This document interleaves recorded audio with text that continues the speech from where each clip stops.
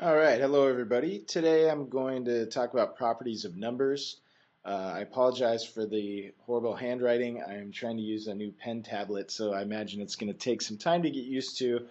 So the handwriting is going to be a little bad in the beginning, but I know it will get better. The first property we're going to talk about is the commutative property of addition. These properties that we're going to talk about today are very helpful in mental math, in making calculations easier to do in your head. We'll be doing them on paper to practice, but eventually one of the uses of all these properties is for mental math. So that's what we're gearing towards. So the first one again is commutative property of addition, and what that tells us is that changing the order of two addends does not change the sum. So for instance, if I had 4 plus 9, that would be the same as writing 9 plus 4. As you can see, both of these is going to equal 13. The second property we're going to talk about is called the associative property of addition. And this has to do also with, it's kind of like changing the order, but it's not changing the order of the numbers so much, but changing the grouping. So right now you can see that the parentheses are telling us to do the 9 plus 5 first and then add the 4 later. But the associative property of addition tells us that we can change where those parentheses go, and we can do the 5 plus 4 first if we wanted to. So you can see that 9 plus 5 would be 14, plus 4 would be 18, and on the right side we have the 9 plus 5 plus 4 would also be 18. Whoops, I just wrote 9 plus 9. Would also be 18. So that's the associative property of addition. Again, it tells us if everything we're doing is adding, we can do it in whatever order we like. The last property of addition is called the identity property of addition, and what that tells us is that the sum of 0 and any number is that number. For instance, 0 plus 9 is 9, or 8 plus 0 is 8. The next three properties we're going to talk about are multiplication properties. The first one, like the addition properties, is the commutative property of multiplication. Just like the addition one, it deals with the order in which the numbers are written. So for instance, if I wrote 4 times 6, we would get 24. But if we wrote 6 times 4, we would also get 24. So the commutative property of multiplication tells us that we can do our multiplication in whichever order we like and we'll still get the same answer. The associative property of multiplication, again, works the same way as the addition property of multiplication. If we had 4 times 6 times 2, that would be the same as 4 times 6 times 2. Whoops, that's a plus. How'd that get in there?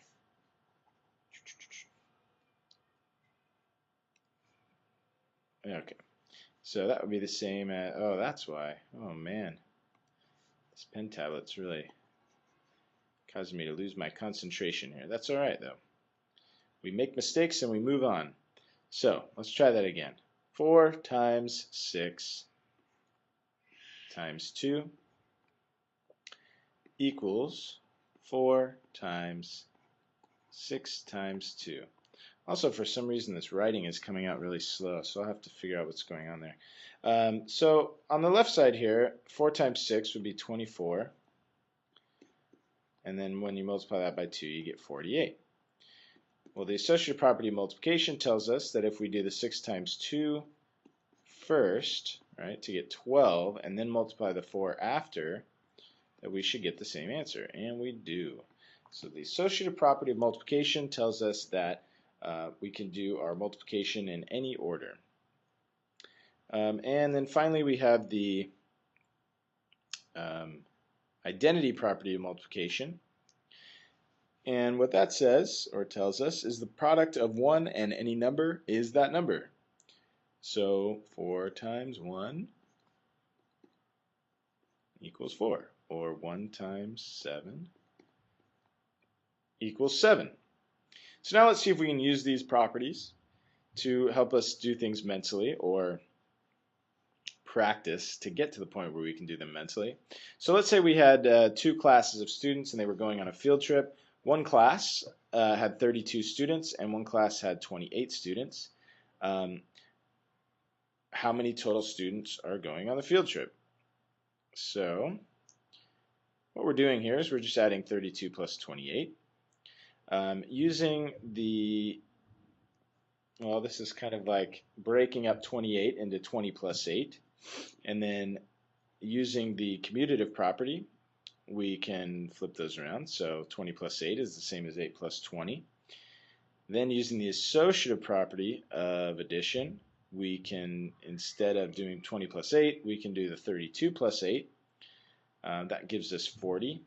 And then adding the 20 after gives us 60. So